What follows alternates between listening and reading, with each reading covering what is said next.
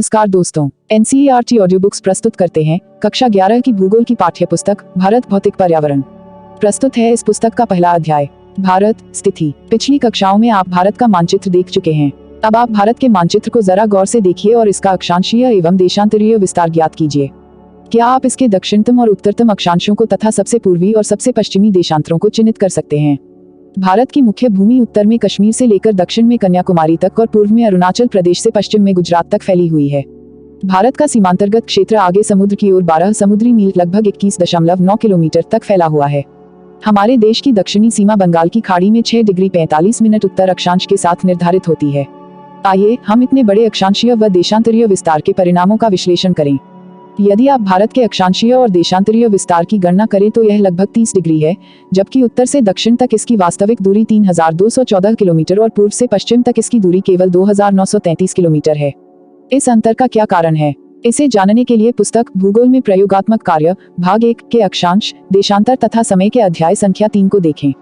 यह अंतर इस तथ्य पर आधारित है कि ध्रुवों की ओर जाते समय दो देशांतर रेखाओं के बीच की दूरी घटती जाती है, जबकि दो अक्षांश रेखाओं के बीच दूरी हर जगह एक सी रहती है।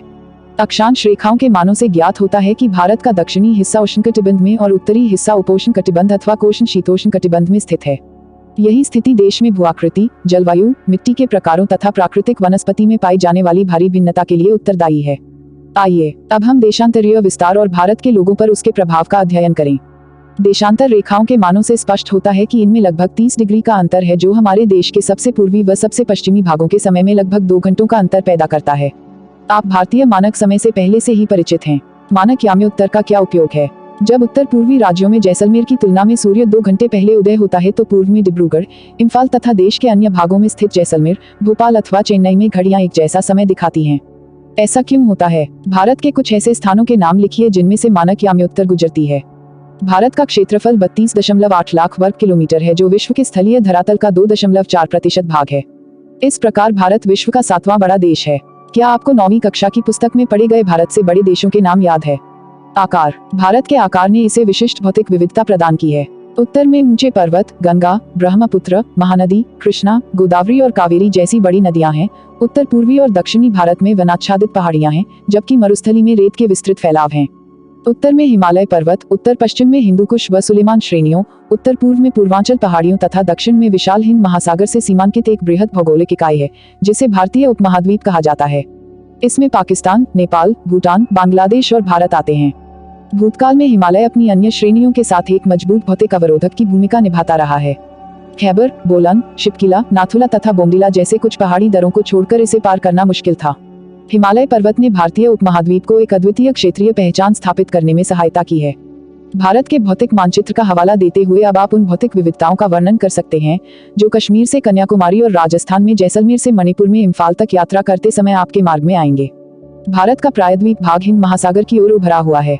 भारत की संपूर्ण तट रेखा द्वीप समूहों समेत 7517 किलोमीटर पर विस्तृत है। अतः एक देश के रूप में भारत भौतिक दृष्टि से विविधतापूर्ण भूभाग है, जिससे यहाँ विभिन्न प्रकार के संसाधन पाए जाते हैं। भारत एवं उसके पड़ोसी। भारत की स्थिति की जांच करें।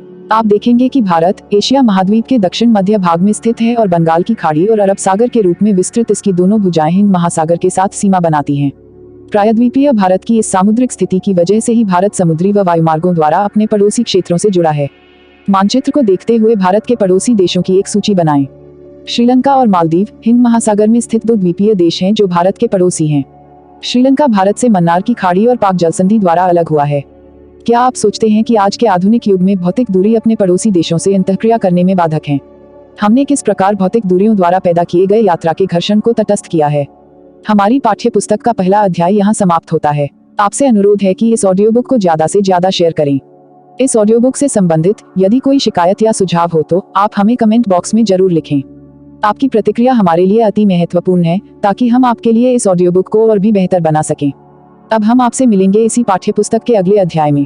तब तक के लिए खुश रहिए, मस्त रहिए और खूब मन लगाकर पढ़ाई कीजिए। जय हिंद, जय भारत।